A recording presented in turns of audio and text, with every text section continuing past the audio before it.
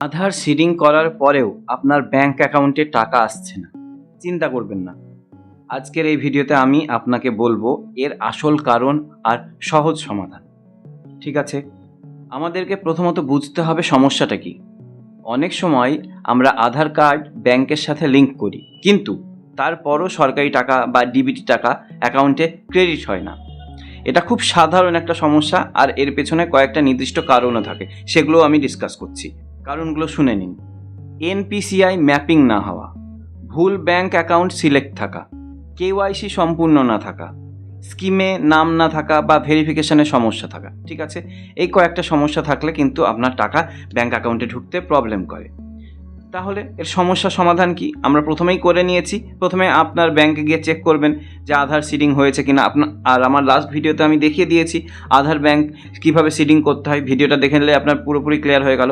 এবার আধার সিডিং হয়ে যাওয়ার পরেও আপনাকে কি করতে হবে, এনপিসিআই ম্যাপিং স্ট্যাটাস চেক করবেন ব্যাংকে বা অনলাইনে সবচেয়ে সহজ হবে, যেভাবে দেখিয়েছি করে নেবেন।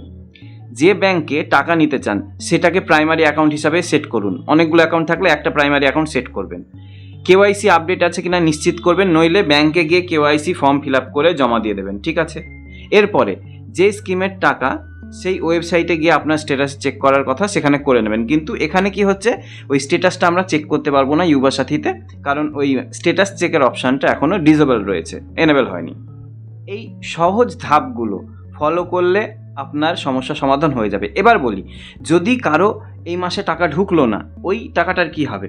ওই টাকাটা আমাদের গোপন সূত্রের খবর বলা হচ্ছে যে একসঙ্গে পরের মাসে ঢুকে যাবে। যদি এই মাসে ঢুকতে না পারে, আপনার ধরুন 10 তারিখে বা 5 তারিখে যেদিনই টাকাটা ঢুকছিল সেই সময়ের মধ্যে 2-3 দিনের মধ্যে আর কি, ওই টাকাটা একসঙ্গে ক্রেডিট হয়ে যাবে, 3000 হয়ে যাবে, এটাই বলা হচ্ছে। এবার বাকিটা তাদের উপরে, তারা কি করছে না করছে। তো আপনারা ঘাবড়াবেন না, আপনাদের টাকা নিশ্চিত রূপে এবার না ঢুকলে পরেরবার একসঙ্গে ঢুকবে, আমরা আশা করছি। তো আজকের এই ভিডিওটা ভালো লাগলে অবশ্যই আমার চ্যানেলটিকে সাবস্ক্রাইব করবেন, শেয়ার করে দেবেন। অবশ্যই চ্যানেলটার আজকের এই ভিডিওটা শেয়ার করে দেবেন, ভালো লাগলে লাইক কমেন্ট শেয়ার করে দিয়ে যাবেন। আর আমরা ফেসবুকেও আছি, সেখানে ফলো করে নেবেন কর্মবার্তাকে। তো আজকের মতো এখানে ধন্যবাদ।